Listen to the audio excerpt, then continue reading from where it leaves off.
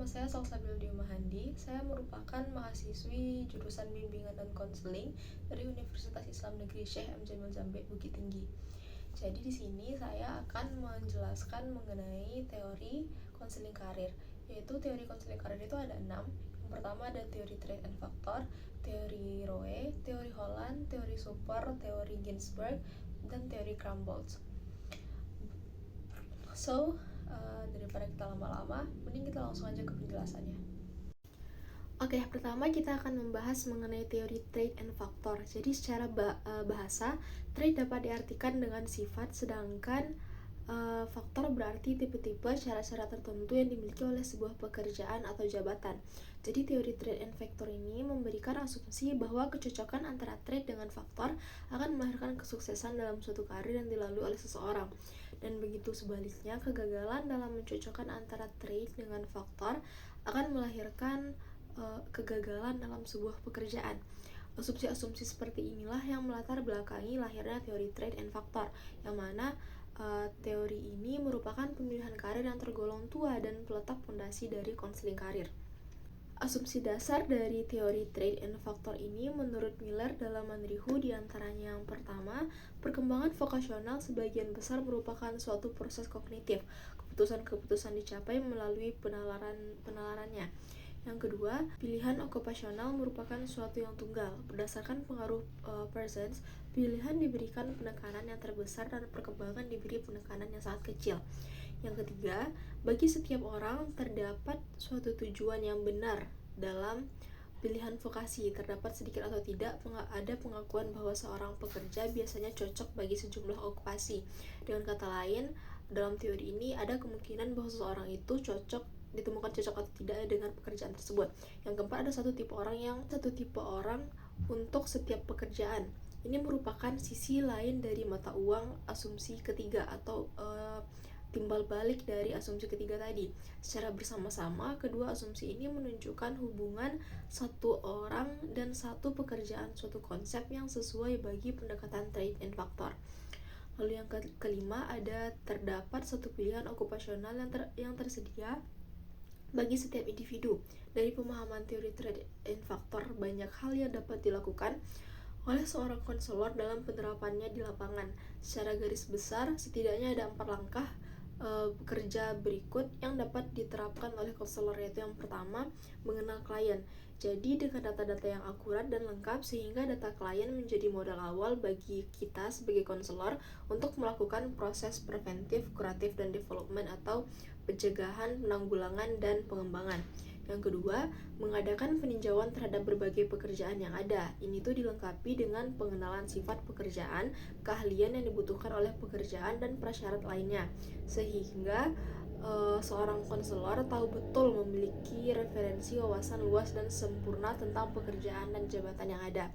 Yang ketiga, itu mencocokkan potensi seperti bakat, minat, kecenderungan, keahlian, dan kondisi objektif lainnya yang dimiliki oleh klien dengan pekerjaan dan jabatan yang ada. Yang keempat, melakukan konseling dengan klien dan mendiskusikan berbagai hal sehubungan dengan data diri dan pekerjaan untuk melakukan pilihan, keputusan diri, dan berbagai solusi terhadap masalah yang dialami klien. Jadi bisa kita pahami kalau konseling karir ini mencocokkan kedua faktor ini, yaitu diri dan okupasional, yaitu diri kita dengan pekerjaan kita. Dengan bertambahnya pengalaman, maka proses penyesuaian menjadi lebih efisien. Ada beberapa keunggulan yang dimiliki teori ini. Yang pertama, konseling mendapatkan data yang akurat dan valid tentang dirinya yang diperoleh melalui berbagai tes psikologi dan non-tes yang dikerjakan oleh konselor secara ilmiah. Yang kedua, konseling mendapatkan berbagai informasi dunia kerja dan berbagai persyaratan yang mesti dimiliki untuk memasuki dunia kerja tersebut. Yang ketiga, konseling mendapatkan berbagai tawaran terhadap pilihan pekerjaan, kepuasan karir, dan solusi terhadap berbagai persoalan yang dihadapinya. Yang keempat, konseling akan lebih puas apabila mendapatkan karir sesuai dengan analisis sifat dan faktornya, karena kemungkinan tingkat keberhasilan dan kesuksesan dalam menggeluti karir akan lebih tinggi. Lalu di samping keunggulan pasti ada kelemahan kan. Jadi kelemahan dari trade and factor ini yang pertama, konseling lebih bersifat pasif dan yang lebih aktif itu adalah kita sebagai konselor. Yang kedua, Konseli akan frustasi apabila tawaran pilihan karir tidak dapat ia temukan, karena konseli terbatas pada pilihan karir yang telah ditetapkan berdasarkan analisa sifat dan faktor. Yang ketiga, dalam konseling yang lebih tahu tentang diri konseli itu adalah konseli itu sendiri. Jadi kita sebagai konselor itu tidak bisa sosok tahu dengan keadaan atau kondisi konseli tersebut. Jadi tugas dari konselor adalah menemukan diri konseli itu dan melahirkan kemandirian yang sesungguhnya. Jadi dia sementara dalam counseling trait and faktor ini sebaliknya. Jadi kita sebagai konselor ini hanya bisa membantu dan membimbing konseli kita untuk mendapatkan atau memutuskan pilihan karir mana yang akan ia tempuh ke depannya sesuai dengan dengan tetap berdasarkan kepada teori trait and faktor ini. Kita sebagai konselor itu menganalisa kemampuan seperti minat, bakat, dan keterampilan-keterampilan yang ia punya. Mungkin sekian dulu penjelasan saya mengenai teori trait and faktor. Selanjutnya kita akan ke teori berikutnya. Oke teman-teman, kita bakal lanjut ke teori selanjutnya, itu teori Ginsberg. Teori ini lahir merupakan usaha bersama para ahli yang terdiri dari seorang ekonom, seorang psikiater, seorang sosiolog, dan seorang psikolog. Di antara mereka adalah Ginsberg, Axelrod, dan Herma. Mereka inilah yang memberikan pandangan bahwa pemilihan karir adalah suatu proses yang terbuka sepanjang waktu. Beberapa fase atau masa yang ada dalam teori Ginsberg ini, yang pertama, masa fantasi yang mencakup usia sampai 10 atau 12 tahun. Ciri utamanya adalah anak dalam memilih pekerjaan bersifat sembarangan, artinya ya asal pilih aja. Pilihannya nggak didasarkan pertimbangan yang matang tentang kenyataan yang ada, tapi pada kesan atau khayalannya. Seperti dulu waktu kecil teman-teman pengen jadi Power Ranger merah karena keren. Itu kan teman-teman ngomongnya nggak mikir buat ke depan bakal gimana kan. Yang kedua ada masa tentatif. Pilihan karir orang mengalami perkembangan. Awalnya perkembangan karir itu cuma berdasarkan kenangan, ketertarikan, atau minat. Belum tentu pilihan karir itu cocok sama minatnya. Seperti dulu teman-teman masih SD pengen jadi dokter, tapi teman-teman belum tahu apa ada minat atau bakat di pekerjaan dokter tersebut kan. Lalu yang ketiga ada masa transisi. Masa transisi ini adalah masa peralihan sebelum orang masuk masa pilihan realistik. Di masa ini anak masih bingung atau masih mencampur adukan pilihan karirnya, seperti karir sesuai bakat yang mana, karir sesuai minat yang mana, dan karir yang cuma dari ketertarikan itu yang mana mereka nggak tahu, mereka masih bingung. Yang keempat, masa realistik, di mana anak melakukan eksplorasi dengan memberikan penilaian atas pengalaman-pengalaman kerja dalam kaitannya dengan tuntutan sebenarnya sebagai syarat untuk bisa memasuki lapangan kerja, atau kalau nggak kerja ya untuk lanjut ke perguruan tinggi. Lalu yang kelima ada masa eksplorasi, di mana penilaian yang dilakukan terhadap kegiatan-kegiatan yang berhubungan dengan kerja ini mengental dalam bentuk pola-pola vokasional yang jelas. Dalam artian teman-teman udah tahu arah dan tujuan karir teman-teman itu kemana. Yang keenam ada masa kristalisasi, di mana ketika anak mengambil keputusan dengan mengawinkan faktor-faktor yang ada, baik yang internal maupun eksternal. Internal itu di dalam diri, eksternal itu dari luar. Yang ketujuh ada masa spesifikasi. Anak memiliki pekerjaan spesifik, maksudnya pekerjaan tertentu yang khusus, seperti ya kalau mau jadi dokter ya ambil spesifik itu ke dokter bedah. Lalu tugas perkembangan vokasional Ginsberg itu yang pertama, sebelum usia 11 tahun tugas perkembangannya masuk tahap fantasi. Kanak-kanak pada tahap ini orientasinya bermain, dan menjelang akhir tahap ini bermain mereka menjadi orientasi kerja.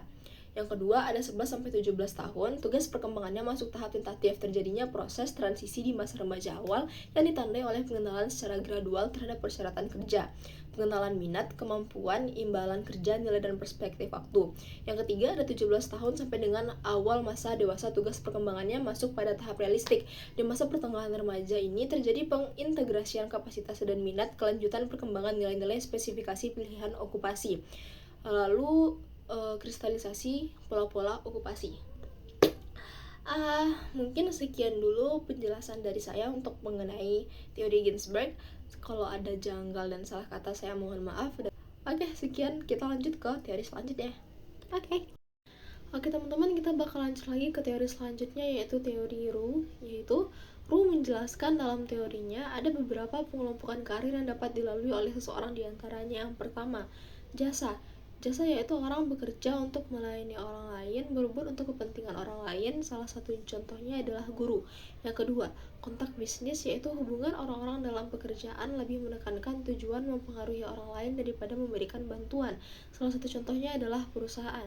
Yang ketiga, organisasi yaitu pekerjaan-pekerjaan manajerial, kerah putih, hubungan formal antar orang. Yang keempat, teknologi yaitu pekerjaan berkenaan dengan produksi, pemeliharaan, pengangkutan barang, dan keperluan umum, teknik, kerajinan, transportasi, komunikasi, dan sebagainya yang menjadikan hubungan antar pribadi kurang penting dan fokus perhatian adalah barang saja.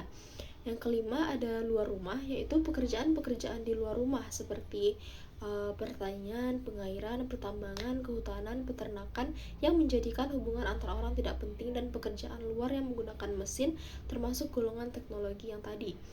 Lalu yang keenam ada sains, yaitu pekerjaan keilmuan, penerapan teori, penelitian untuk penelitian-penelitian di bidang ilmu-ilmu perilaku seperti psikologi. Ini ada hubungannya dengan golongan budaya umum yang akan kita bahas setelah ini. Yaitu yang ketujuh, budaya umum yaitu pekerjaan-pekerjaan pelestarian dan pewarisan budaya seperti pendidikan keguruan, wartawan, hukum, keagamaan, bahasa, dan bidang humaniora lainnya. Dosen bisa masuk golongan luar rumah sesuai dengan bidang ilmu seni spesialis yang diajarkannya di perguruan tinggi. Yang kedelapan ada seni dan hiburan, yaitu hubungan dalam pekerjaan ini adalah antara satu orang atau kelompok orang yang memiliki keterampilan khusus di bidang seni kreatif dengan masyarakat umum. Pilihan karir berdasarkan pola asuh adalah yang pertama, pola asuh hangat dan penuh kasih sayang. Kategori pekerjaannya yaitu present oriented. Pekerjaan yang dapat dilalui adalah jasa, kontak bisnis, manajerial, kebudayaan umum, seni, dan hiburan. Yang kedua ada pola asuh dingin dan acuh tak acuh. Kategori pekerjaannya non present oriented. Pekerjaan yang dapat dilalui yaitu teknologi, pekerjaan di luar ruangan seperti pertanian, kehutanan, pertambangan, dan sebagainya, dan juga ilmu pengetahuan. Menurut Ru, ada 6 tingkatan karir yang dapat dilalui oleh seseorang, yaitu yang pertama, profesional dan manajerial 1, yaitu mencakup pencipta, pembaharu, dan manajer puncak yang bekerja dengan tanggung jawab dan kemandirian penuh, pengambil keputusan dan pembuat kebijaksanaan, berpendidikan tinggi, dokter atau setara.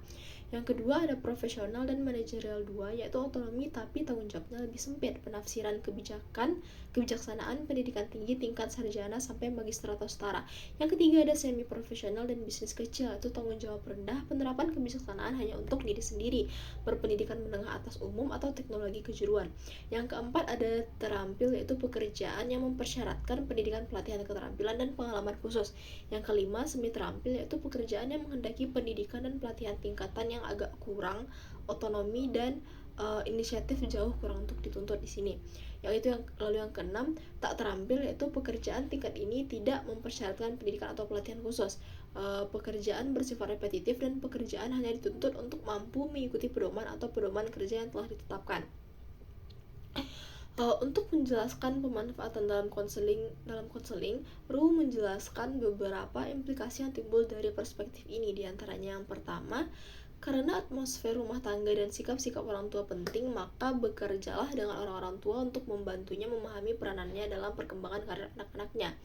Yang kedua, karena pilihan-pilihan karir tampak memiliki sedikitnya sebagian sebagai produk dari sosialisasi, bantulah kita sebagai konselor membantu individu untuk memahami bagian di mana sosialisasi memainkan peranan dan bagaimana. Karena mereka tumbuh dan berkembang, mereka perlu belajar bertanggung jawab terhadap perilakunya sendiri. Yang ketiga, karena atmosfer rumah tangga dan sikap-sikap orang tua memainkan peranan dalam menanamkan stereotip jenis kelamin, kita sebagai konselor membantu orang-orang tua dan orang-orang muda memahami nilai-nilainya dan dampak peranan stereotip jenis kelamin terhadap pilihan-pilihan okupasional di masa depan. Sekian yang dapat saya jelaskan mengenai teori Ru. Mari kita lanjut ke teori selanjutnya. Oke teman-teman, kita bakal lanjut ke teori selanjutnya, yaitu teori Donald S. Super atau yang biasa kita sebut sebagai teori super. Jadi teori super ini mengasumsikan perkembangan karir merupakan peranan individu dalam dunia yang mereka tempati. Ia juga menjelaskan bahwa peranan individu mencakup pengaruh dari hasil belajar, layanan kelompok, peluang kerja, dan keluarga bagi perkembangan karir sepanjang hidup. Super membagi tahap perkembangan karir menjadi 5 tahapan, yaitu yang pertama ada tahap pertumbuhan, lalu tahap eksplorasi, tahap pendirian, tahap pemeliharaan, dan tahap kemunduran. Lalu teori pengembangan kejuruan Donald Super ini mengusulkan bahwa individu melewati beberapa tahap pengembangan karir dan setiap tahap memiliki tugas perkembangan kejuruan tertentu yang harus diselesaikan untuk mencapai kematangan kejuruan itu. 5 tugas perkembangan kejuruan adalah: yang pertama ada kristalisasi. Tahap ini terjadi antara usia 14 dan 18 tahun dan melibatkan pengembangan preferensi kejuruan umum berdasarkan minat, nilai, dan kemampuan pribadi. Lalu ada keterangan. Tahap ini terjadi antara usia 18 dan 21 tahun dan melibatkan eksplorasi pilihan pekerjaan tertentu yang sesuai dengan preferensi kejuruan individu. Lalu ada implementasi. Tahap ini terjadi antara usia 21 dan 25 tahun dan melibatkan masuknya tenaga kerja secara aktual serta perolehan keterampilan dan pengalaman. Lalu selanjutnya ada stabilisasi, yaitu tahap ini terjadi antara usia 25 dan 35 tahun, melibatkan pembentukan jalur karir yang stabil. Lalu ada yang namanya konsolidasi. Tahap ini terjadi setelah usia 35 tahun dan melibatkan pemeliharaan dan peningkatan karir yang sudah mapan. Penyelesaian tugas-tugas ini merupakan indikasi kematangan kejuruan yang didefinisikan sebagai keberhasilan individu dalam menyelesaikan tugas-tugas perkembangan tahap pengembangan karir mereka saat ini. Pola karir untuk laki-laki, ada klasifikasi polanya, itu pola stabil karir. Klasifikasi karir itu seperti profesional, manajerial, pekerja terampil. Karakteristiknya itu seperti masuk ke dalam karir secara dini dengan sedikit atau tanpa masa percobaan. Jadi dia tuh langsung masuk ke dunia kerja. Lalu ada klasifikasi pola. Klasifikasi pola itu pola karir konvensional. Klasifikasi karirnya itu manajerial, pekerjaan terampil, pekerja administrasi. Karakteristiknya itu masa kerja percobaan diikuti dengan masuk ke dalam pola yang stabil. Lalu ada klasifikasi pola, yaitu pola karir tidak stabil. Klasifikasi karirnya itu seperti pekerja semi terampil, pekerja administrasi, dan pekerja domestik. Karakteristik pola ini yaitu beberapa pekerjaan dengan masa percobaan yang dapat mengarah pada pekerjaan yang stabil temporer, diikuti dengan pekerjaan dengan masa percobaan lainnya. Lalu yang ada klasifikasi pola dengan pola karir jamak atau dengan klasifikasi karirnya pekerjaan domestik dan pekerjaan semi terampil. Karakteristik dari pola ini yaitu karir yang tidak tetap ditandai dengan pekerjaan yang selalu diubah-ubah. Jadi dia tuh pekerjaannya tidak menetap. Lalu pola karir untuk perempuan yaitu ada klasifikasi pola karir ibu rumah tangga yang stabil. Karakteristik umumnya itu seperti menikah sebelum mendapatkan pengalaman kerja yang signifikan. Lalu ada klasifikasi pola karir yaitu pola karir konvensional. Karakteristik umumnya itu seperti memasuki dunia kerja setelah pelatihan di SMA atau perguruan tinggi, lalu sekedar untuk mengisi waktu luang sebelum menikah. Ya biasalah kalau cewek kan. Lalu selanjutnya menjadi ibu rumah tangga penuh waktu. Selanjutnya ada klasifikasi pola karir yaitu pola karir kerja stabil. Karakteristiknya itu seperti memasuki dunia kerja sesudah mengikuti pelatihan dan memandang pekerjaannya sebagai karir seumur hidup. Ini biasanya kita sebut sebagai wanita karir. Lalu klasifikasi seumur hidup, pola karir itu seperti double track. Karakteristiknya itu memasuki karir sesudah pelatihan, lalu menikah dan memulai karir kedua dalam bidang kerumah tanggaan. Klasifikasi pola karir itu sendiri adalah terinterupsi. Karakteristiknya memasuki dunia kerja lalu menikah dan melepaskan karir untuk menjadi ibu rumah tangga penuh waktu dan mungkin kembali ke dalam karir tergantung pada situasi di rumah. Klasifikasi pola karir tak stabil. Karakteristik umum khas terjadi pada masyarakat sosioekonomi lemah di mana polanya adalah bekerja, PHK, menjadi ibu rumah tangga, dan kemudian siklus ini berulang lagi. Lalu selanjutnya ada pola karir multiple trial. Jadi ini maksudnya tidak pernah mapan dalam satu karir, selalu berubah-ubah pekerjaan. Implikasi teori karir menurut Super yaitu mengenali diri klien, mengenali peluang kerja yang tersedia, mensistensi antara konsep diri dan realitas. Klien terlibat aktif dalam konseling, evaluasi, dan tindak lanjut. Bisa kita lihat dari paparan di atas, dari penjelasan di atas, kalau kenapa sih harus ada stigma atau stereotip bahwa wanita itu nggak boleh bekerja. Kayak wanita itu kerjanya cuma ya abis kalau misalnya dia tuh kerja ya dia harus ngurus rumah. Kenapa di dalam pola karir laki-laki tadi tidak ada hal yang seperti ada di pola karir wanita juga. Kenapa harus ada perbedaan? Karena adanya gender tadi. Misalnya seperti yang kita lihat tadi di pola laki-laki, kalau misalnya dia tuh kerja, ya udah kerja aja, dia nggak ada dituntut untuk melakukan pekerjaan. Kalau di wanita tadi ada yang namanya double track. Double track itu ya setelah dia bekerja, jadi masih tetap harus pulang ke rumah dan mengerjakan pekerjaan rumah tangga seperti menyapu, ya membersihkan rumah dan mengurus anak. Kenapa laki-laki juga tidak bisa double track? Padahal di dalam Islam pun sebenarnya kalau di fikih pernikahan yang saya ketahui itu kan seperti memasak itu adalah tugas dari laki-laki sebenarnya. Semua kodrat yang dicampakkan ke perempuan itu sebenarnya kan itu bukan kodrat perempuan. Kodrat perempuan itu hanya menyusui, melahirkan, dan menstruasi. Kenapa harus ada diskriminasi gender karena pekerjaan? Karena stigma-stigma masyarakat tadi. Oke, mungkin sekian dulu penjelasan saya mengenai teori super dan analisis saya sedikit. Sekian yang dapat saya sampaikan. Terima kasih. Kita lanjut ke teori berikutnya. Oke teman-teman, kita lanjut ke teori berikutnya, yaitu teori Holland. Jadi teori Holland ini menjelaskan bahwa interaksi individu dengan lingkungan tersebut dapat menghasilkan karakteristik pilihan pekerjaan dan penyesuaian lingkungan pekerjaan. Inti dari teori Holland ini adalah proyeksi dari kepribadian individu dalam suatu pekerjaan.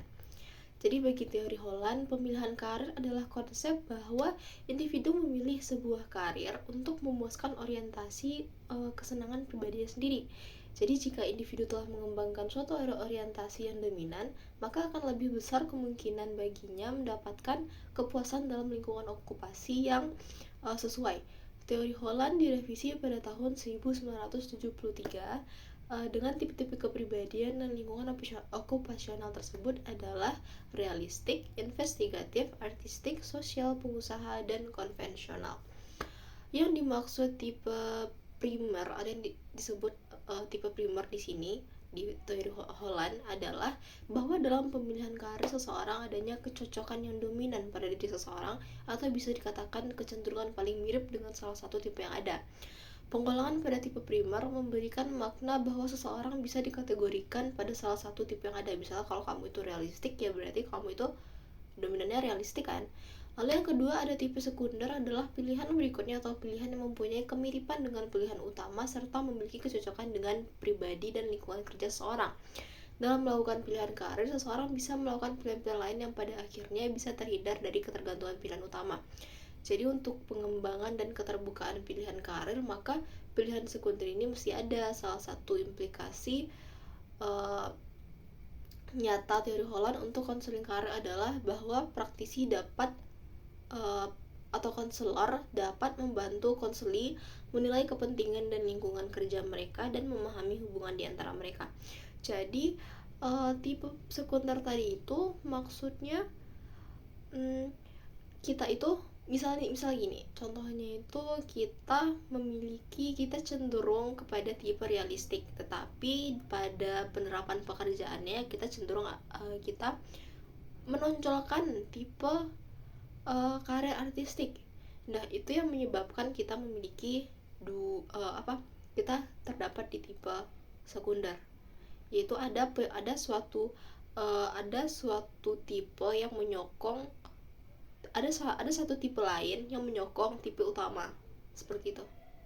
Oke, sekian dari saya mengenai teori Holland. Karena hanya sedikit, so langsung aja kita lanjut ke materi terakhir. Oke teman-teman, kita udah sampai ke teori terakhir, yaitu teori Crumbles. Jadi, di teori Crumbles ini mengatakan bahwa secara potensial penyebab kesulitan dalam membuat pemilihan karir yang bersumber dari penggeneralisasian yang salah, pembandingan diri dengan orang lain, perkiraan yang dilebih-lebihkan dalam hasil dampak emosional, dan menggambarkan hubungan sebab akibat yang salah. Itu contohnya, itu penyebabnya. Lalu Crumbles menyatakan Ada 4 kategori faktor yang mempengaruhi pengambilan keputusan karir, yaitu yang pertama ada faktor genetik, lingkungan, belajar, dan keterampilan menghadapi tugas atau masalah.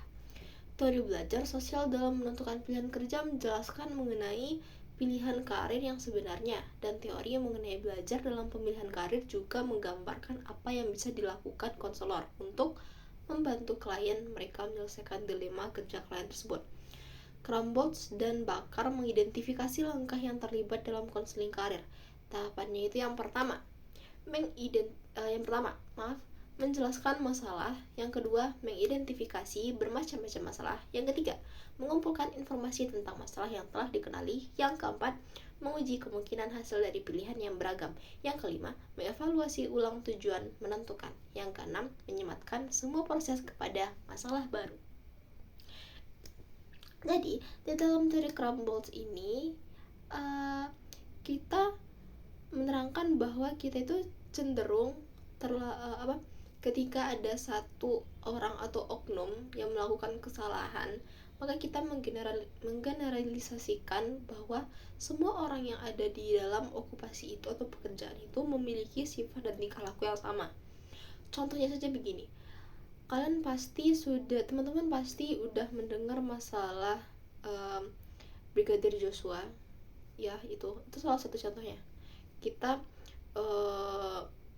padahal yang melakukan itu adalah oknum berinisial S, tapi masyarakat Indonesia menggeneralisasikan bahwa semua polisi itu orangnya kasar, tidak berperi kemanusiaan dan lain sebagainya. Nah, dan karena hal seperti itu pula yang menyebabkan anak-anak yang dalam masa pemilihan karir seperti remaja-remaja itu jadi cenderung pikirannya itu terpengaruhi karena stigma atau stereotip tersebut.